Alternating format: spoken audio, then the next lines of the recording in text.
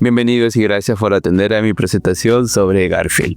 La verdad, este PPT fue difícil de hacer. No tanto por recapitular información, sino porque me faltaba leer una historia secundaria que cubría un evento de Garfield. Pensé que sería una lectura de 10 a 20 hojas, pero terminó siendo 140 hojas. Así que valórenlo, hijos de fruta. Garfield es uno de los personajes pertenecientes al cast principal y quien de por sí considero que tiene un backstory interesante. Y también, aunque el autor ha dicho que su padre no es la gran cosa, por alguna razón tengo mucho interés en saber quién fue y cómo es que lo van a integrar en la historia principal. Pero la identidad de su padre no es lo único interesante. Si bien siempre digo que no soy gran fan del lado shonen de Re:Zero, digamos que sí soy fan del lado shonen de Garfield. Y eso porque en esencia es solo un niño que quiere hacerse un nombre con su fuerza. Y eso es algo que queda bien, pero solamente queda bien en él. Después de todo, sería raro ver a Reinhardt y Julius apuntar a esa meta. Pero creo que ya es hora de empezar con este video donde te contaré su historia previa a su primera aparición del anime, su meta y sus logros en el universo de Re:Zero. Después de separarse del padre de Garfield, su madre real llegó de alguna forma al santuario junto a su pequeña hija Frederica. En aquel lugar daría luz a un niño demi-humano, quien eventualmente crecería y sería el muchacho que conocemos. Eventualmente su madre se iría bajo la excusa de que iba a traer a su padre para que puedan vivir una vida feliz, pero personalmente lo dudo, y eso porque según lo que sabemos de la historia de la madre, no parece ser una mujer con buena relación con sus exparejas, y eso porque aparentemente fue víctima de violencia sexual.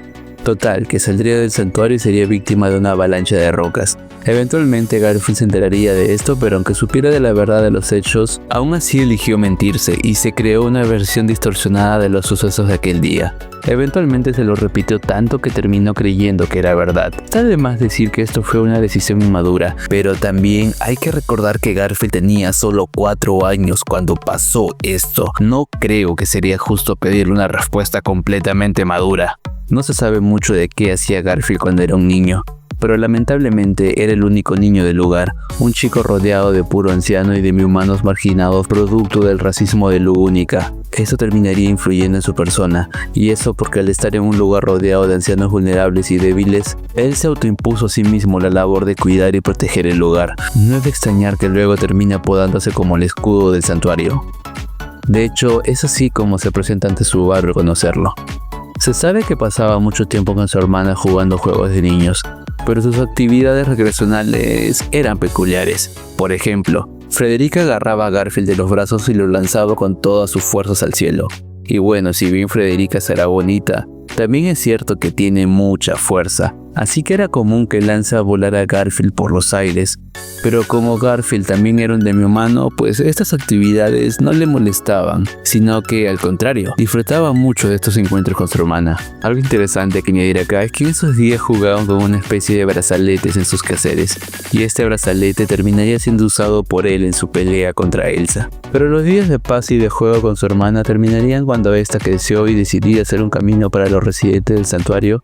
Decidió irse y preparar el terreno para cuando estos salgan al mundo exterior. Frederica siempre creyó que hacía lo correcto y creía que su hermano entendería la situación, pero las cosas no fueron así. Verán, para Garfield ver que su madre murió por salir al exterior fue realmente traumático, y en su mente asoció que toda cosa que venga del exterior es mala, y es algo que amenaza las cosas que quiere proteger. Esta creencia se reforzaría cuando su hermana se fue del santuario. Mientras que su hermana creía fervientemente en que hacían eso por el bien de las personas y el futuro de su hermano menor, Garfield solo creía que Frederica hacía eso porque se cansó del lugar y lo abandonó. Realmente se enfadaría con ella a tal punto que nunca le escribió una carta, ni tampoco recibió las cartas que ella con mucho amor le enviaba. A pesar de eso, Frederica seguía continuamente enviándole libros para que éste pueda leerlos. Hablando de libros, se sabe que en algún punto de su infancia Garfield encontró uno peculiar. Este libro que encontró es interesante porque se dice que tenía una rutina de entrenamiento del mismísimo Rey Astria. Si no saben quién es Rey Astria, él es un personaje importante del mundo de Re:Zero. Él fue el primer santo de la espada y fue un antepasado directo de Reinhardt, y aunque no es oficial, se cree que es la segunda o tercera persona más fuerte de toda la obra. De hecho, según el autor se dice que Reid es más habilidoso con la espada que el mismísimo Reinhardt. Sería de esta persona de quien Garfield encontraría su libro y el supuesto régimen de entrenamiento personal, y como aspiraba a proteger el santuario, empezó a hacer los ejercicios detallados.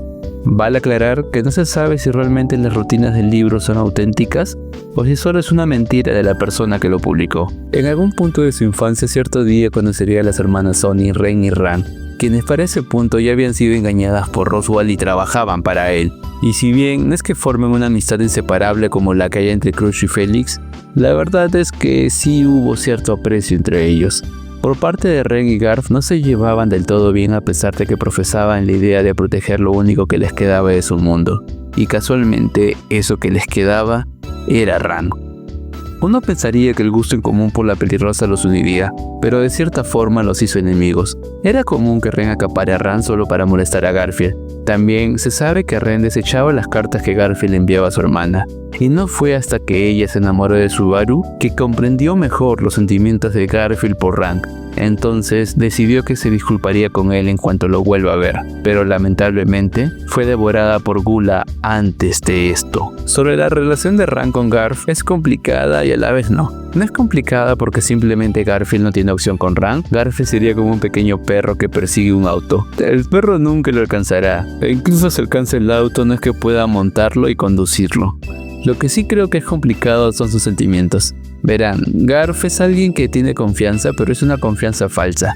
Solo finge estar seguro porque sabe que si no lo hace, el mundo se lo devorará. Y puede sobrellevar esta fachada gracias a su grandiosa fuerza. Mientras que Ran es alguien diferente. Ella no finge seguridad, simplemente está segura y ya. A diferencia de Garfield, quien sostiene su confianza y su fuerza. Pero su fuerza poco ha hecho por ayudarla a conseguir las cosas que quiere. Es por eso que creo yo que Garfield está enamorado de ella. Porque ella es todo lo que él quiere ser, pero simplemente no puede ser por sus traumas. Había una explicación más concisa que desarrolló el conejo taco del pasado sobre este tema en este video. Así que si pueden soportar mi edición de hace años, los invito a verlo. Algo resaltante que añadir de estos días es que la primera vez que Garf se transformó en tigre fue cuando vio a Roswell la hermana a Ran. Parece que la situación lo hizo enojar, y digo parece porque no recuerdo mucho los detalles. Vamos chicos, he leído como 300 libros de Re:Zero, también tengo derecho a tener los recuerdos difusos de ciertos extractos. Otro bonito detalle que se menciona en los especiales del anime pero se concreta en una historia secundaria, es que hay una flor cerca del santuario, el cual se dice que florece en una situación determinada. Como Garf quería mostrarle algo sorprendente y maduro a Ran, consigue convencer a Ren para llevarla a aquel lugar. La escena fue bonita, pero aún así no fue suficiente para enamorar a Ran del chico. Después de eso, los años pasaron sin mucha novedad. Hasta que uno de esos días que Subaru llegó a la mansión, se sabe que Garf envió una carta a Roswell, y por eso este se iría temporalmente en el arco 2. Después tendría su debut en la segunda temporada, donde bueno, ya asumo que sabes lo que le pasó. Por lo general cortaría esta sección acá, pero siento decir que tendría que alargar esto un poco más. Y eso porque entre la segunda y la tercera temporada pasaron cosas que lamentablemente el anime no cubrió y no cubrirá nunca. Como bien saben, hay muchas historias cortas que pasó en este año de transición entre temporadas. En un cálculo rápido diría yo que hay entre unas 30 o 40 historias, pero si bien no todas tienen que ver con Garfield, sí mencionaré aquellas en las que tuvo un rol principal. Es decir, dejaré de lado aquellas historias donde no tiene un rol tan importante. Hay 4 historias que entran en esta descripción de Garfield protagonista. Una es la trilogía de historias del grupo de idiotas conformados por Subaru, Otto y Garfield. Este grupo vivió grandes aventuras entre la segunda y la tercera temporada. Fueron estas aventuras las que hicieron que se lleven mejor todos. Recuerden que al final de la parte del santuario Subaru se llevaba bien con Otto y Garfield, pero ni el comerciante ni el escudo del santuario se llevaban bien entre ellos. Así que en esta trilogía vemos cómo evoluciona la amistad de estos amigos. La primera novela es un relato que nos habla sobre la visita de Otto a su ciudad natal, viaje donde iría con Subaru y Garfield. En el trayecto, Subaru terminaría siendo secuestrado por un espíritu maligno. Entonces recae en Otto y Garfield colaborar a regañadientes para salvar al fracasado del protagonista. Acá, ambos a pesar de llevarse mal se dan cuenta del carácter y fortalezas del otro. Garf se da cuenta del ingenio de Otto, mientras que Otto descubre que Garfield no es solo un chico fuerte, sino que también tiene un lado amable y que necesita ser guiado por personas correctas. Este incidente serviría para que ambos se lleven un poco mejor, pero aún no al nivel que vemos en la tercera temporada. De hecho, si se han dado cuenta, Garfield se dirige a Otto con un prefijo especial. Un prefijo que traducido a nuestro idioma sería algo como hermano Otto. Si bien después de que el espíritu maligno secuestra a Subaru, la relación entre Otto y Garfield mejoró, pero aún no había mejorado hasta el punto de llamarle una relación como la de la tercera temporada. Es acá donde entraría la segunda novela, la cual siento decirles que no la he leído. No porque no quiera, sino porque no puedo. Y eso porque esta novela solo está en japonés. Según sé, sería en esta historia donde pasarían ciertos sucesos que incrementarían exponencialmente la confianza entre Otto y Garf, a tal punto que este último empezaría recién a referirse a Otto como una especie de hermano mayor. Afortunadamente, la tercera y última historia que cierra esta trilogía es una historia donde los tres idiotas son forzados a travestirse para ir a un evento de la alta sociedad. Es acá donde nacería temporalmente Natsumi, Audrey y Garnet, quienes terminarían siendo acusadas de un robo e intento de homicidio. Si se preguntan, ¿Subaru ya podía falsear la voz de mujer? ¿Otto apenas podía hacerlo? Y Garfield no podía, pero se salió con la suya diciendo que estaba resfriado. Sinceramente me gustó mucho esa tercera historia, y gracias a que pude encontrarla traducida el fin de semana pasado fue porque me animé a hacer este PPT. Pero definitivamente la cuarta y última historia más interesante de Garfield es la que pasa en la novela llamada Golden Siblings, donde un villano secuestra a Frederica y recae en Garfield sin traerla de vuelta. Esta historia profundiza un poco en la relación de los hermanos y termina con una revelación interesante, que muy probablemente tenga consecuencias en la novela principal. Me encantaría explayarme en los sucesos que pasaron acá, pero son cosas que no puedo tocar a detalle, a menos que alguien pague por el PPT de eso. Iba a cerrar esta sección, pero acabo de enterarme que hay otra historia secundaria donde Garfield aparentemente tiene protagonismo, otra vez, pero otra vez no ha sido traducida, así que nos jodemos todos. Pero la historia parece interesante porque parece cubrir una aventura que tuvo Garfield y Emilia. Creo que es la única historia de ese tipo donde ambos son el protagonista. ¿Por qué carajo las historias más interesantes no andan traducidas, pero todas las historias de Ren sí lo está? En fin, vayamos con la siguiente sección. Garfield ha entrenado toda su vida en el santuario, pero su entrenamiento no era uno normal, sino que era uno muy extremo. Como sabrán, él tiene una protección divina, la protección divina de los espíritus de tierra, la cual le permite regenerar sus heridas y su energía de forma continua, solo por tener los pies en el suelo. Para que se haga una idea de qué tan intensos eran sus entrenamientos, una vez dijo que haría sentadillas hasta que se canse. Te dice entonces cómo estuvo una semana haciendo este ejercicio y ni siquiera así se sintió cansado. Además, hubiera seguido, de no ser porque lo detuvieron. Es debido a este gran físico que fue capaz de seguir la rutina del primer santo de la espada, Rey Dastia. Este duro entrenamiento terminaría dando resultados, porque a la edad de 14 años le permitió ponerse a la altura de grandes figuras de combate, como Elsa y Kurgan. También se sabe que tiene buen nivel con la magia de curación. Lo tienen tan buen nivel a tal punto que es mejor que Ren y Beatriz en ese apartado. Así que imagínense lo roto que es que el muchacho mezcla su protección divina con su magia curativa. Se podría decir que tiene energía ilimitada. Podríamos agregar el detalle de su transformación bestia, pero si bien esa forma le da un aumento en general a sus estadísticas de fuerza, a día de hoy en la novela Garfield evita hacer una transformación completa. Y eso porque no puede controlar su lado bestia, al menos no por segmentos prolongados, pero sí lo usa para aguantar golpes, o en momentos exactos de adrenalina para potenciar el daño que hace. Pero vayamos con otra sección. Diría que solo en lo único estaría por debajo de Marcus. No sabría decir si es más fuerte que Julius, y soy consciente de que el caballero dijo que él tampoco sabe si podría ganarle. Pero vamos chicos, Julius es muy modesto, y lleva años con experiencia real en combate. Y si bien en términos de durabilidad Julius ni de cerca tiene el aguante de Garfield, creo que en un combate corto y estratégico ganaría Julius, pero a la larga gana Garfield. Como digo, todo depende del tipo de combate. Después de todo, de nada le sirve a Garf tener puños poderosos si no puede conectarlos. Esto le pasó en su pelea contra un enemigo de otra nación, quien a pesar de no tener el poder destructivo de Garf, pudo pararlo y burlarse de él. Garf es fuerte, pero lamentablemente aún tiene que agarrar experiencia. En resumen, en lo único estaría por debajo de Reinhardt, Marcus y quizás un empate con Julius. Probablemente fuera de la nación tenga el potencial para escalar a una posición militar de alto nivel, pero seguro que sería burlado por la experiencia de viejos combatientes.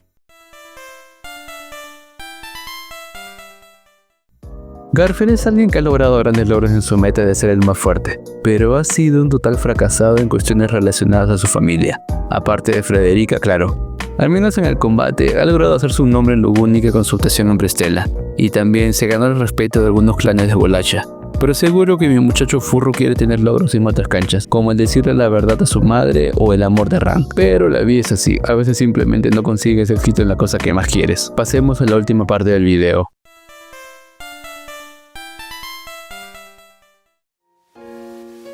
He estado 10 horas sentado, mi culo me duele. El futuro de Garfield es interesante. De nuevo, te invito a retirarte si te molestan los spoilers, pero si no, eres bienvenido.